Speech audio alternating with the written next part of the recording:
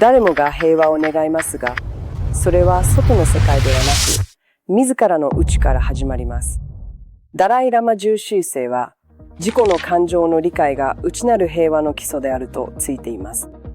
法は言います。心の働きを知らずに、どう心を落ち着かせられるでしょう。現代は誘惑やストレスに満ちる中、持続する幸せは物質的成功では得られないと法は説いています。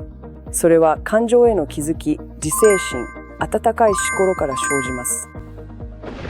怒りを通り過ぎる雲として、思いやりを澄み渡る苦難として認識し始めるとき、私たちは他人ではなく自分自身を制することができるようになります。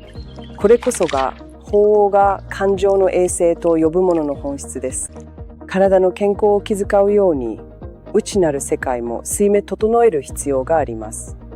この訓練は寺院ではなく、日常生活や家族、学校、そして日々の選択の中で始まるのです。法は私たちにこう促します。自分自身の感情をより理解すればするほど、内にも外にも平和に貢献できるのです。ですから、今日少し立ち止まり、深呼吸し、内面への旅を始めましょう。なぜなら平和な世界は平和な心から始まるからです。